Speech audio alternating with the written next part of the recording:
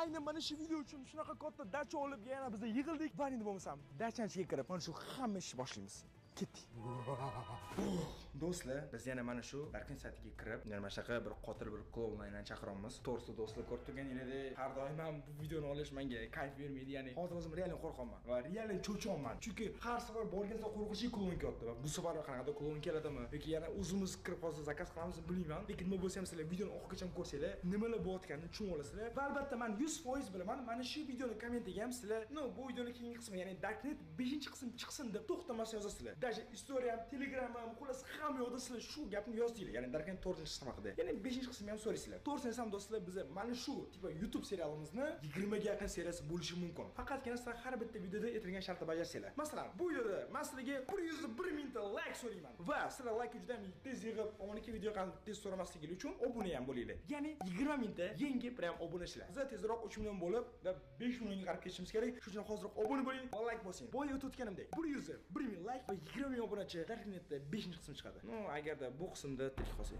Ana endi bo'lmasam do'stlar, Darknet saytiga kiramiz va buni har doimgidek o'sha mani kompyuterni bajaramiz. Bolalar tayyormisizlar? Har doimgi gapimiz. Bu oxirgisi. Bu oxirgisi deymiz.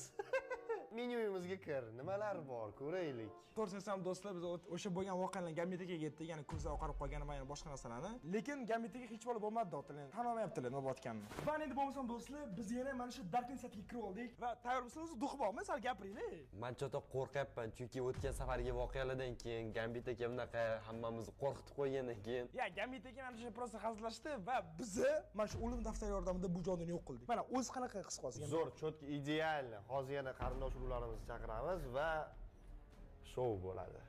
Qarindosh urug'ingiz? Bu hazil. Ha, okey. Xo'p. Hazilda. Qamayli, bo'lmasa mana endi do'stlar, sal pastroq o'tishamiz va bizni chaqirmagan mana bu dahshat degan klonni chaqirib ko'ramiz. Nima deysizlar? Mahallinskiy, Navshinskiy dahshatlaridan. Dahshat. Yoshi 29 da, bo'yi 1.92, natijalari 26 ta odam. Umid qilamizki, 26 ta odam o'lmagan, просто klonga aylangan. Xo'p, u haqida o'qiymiz. Ko'chma sirk yopilgach, barcha artistlar yo'qolgan. Faqat bittagina klon qaytib kelgan. Lekin u endi odamga o'xshamasdi. Mana de qizig'i. Chaqiramizmi? Da.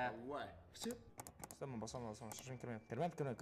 Mana qo'yganlarni bosib ko'raylik. Kirmayapti, hech qaysi bosilmayapti. Sayt ishlamayapti. O'tgan safar ham shunaqa bo'lgan. Ya, balkim tugagandir.